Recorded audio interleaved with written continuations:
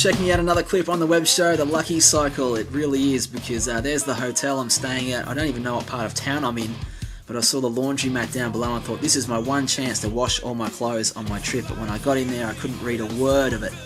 I was struggling, and I actually got the machine going with the temperature way too hot, so I was going to shrink every shirt, all the bit of clothing I had. That was the only thing I could work out, not to smoke. But lucky for me, two French guys came into the place not long after, and they saved me, and I filmed a chat with one of them. Here you go. Random interview in the laundromat with Jerome. How are you, buddy? I'm fine, hi. Now, you just saved my butt, didn't you? Tell us about the story of how we just ran into each other. I didn't save your butt, I saved your laundry more than anything else. Well, we just walked in here to dry some laundry, and there was a bit of a panic around that paying machine where you're supposed to put the money dial to get detergent and get your machine started. Apparently you had gotten the machine started all right, except that it was on a very extremely hot cycle, 80 degrees, and you were looking for detergent, which is in another machine you couldn't work out, so there was a bit of a panic. I thought that was lovely. Obviously you were not from around here, and well, we managed to stop that thing going. Yep. There they are. That's the one, the number 17. That's right. And well, redialed whatever was needed so that you could get clean laundry, not shrunken, with detergent so that it smells good. Well, I think the luckiest thing for me is that I've walked into a place where someone walks in that can speak English rather well, like yourself. So you certainly saved me. So on behalf of my laundry, thank you. Yeah, well, you're very welcome. You can greet your boxer shorts from me when you get them all clean.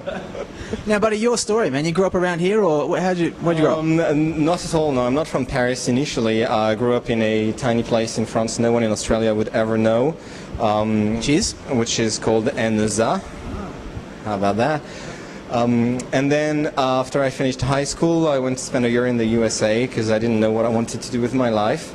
Then came back, spoke good English, and thought the easy way was to go through English university because that would be easy.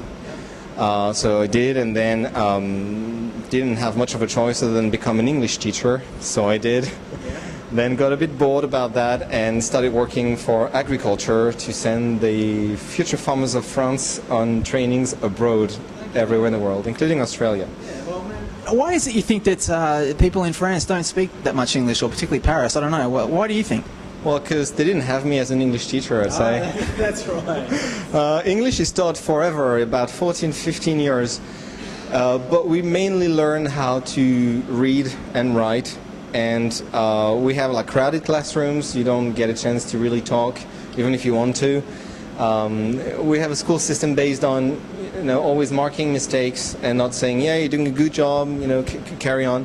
So after a while, you just don't want to participate in class any longer, because every time you say something with a French accent, the teacher says, no, that's not right. And so, you don't build up on mistakes. So you just get bored of trying, and then you're like went through 15 years of English, and someone talks to you and says, no, I don't speak English, and you run away from it. Right. So when you're saying before about your traveling, where's the best place you've been, you reckon? I swear to God it's not because you're from Australia, but I was lucky enough to spend 3 weeks down there, and that was the best trip ever. Why? Why so much Australia? Well, for one thing, you're just somewhere else in the world. You're a long way away. Yeah, exactly. The flight, the 24 hours to get there, and then just seeing that the stars that you look at are not the same. The moon is upside down, and you just feel you're in a different world. Wow. Plus, it was a long tour from Adelaide to Melbourne, the Great Oceans Road. Then flew to Sydney, spent some time in Sydney, then flew to Cairns, did the Coral Reef Barrier. So that was like living in a dream for 3 weeks. You had a good trip, probably seen more of Australia than a lot of Aussies did. But what's your favourite thing about Paris? That it's a huge city. Everything's open non-stop. You always find food. You always find anything you want at any time of the day. And this melting pot of people coming from everywhere in the world. Lots of tourists, a lot of communities living in Paris. You can be in a place and you feel like you're in Africa, and then you move with a metro, get off the metro, and you're in China or somewhere completely different. And it's just so beautiful. I mean, come on, It's the most touristy place in the world. There's got to be a reason. I'm a huge fan. I think it is just absolutely amazing. Well, the show that I make, I travel around asking people if they could live the ultimate dream, what it would be. So what is it for you? Is it something to do with your work, or if you could live the ultimate dream, what would it be for you? The ultimate dream. Wow, that's a toughie. I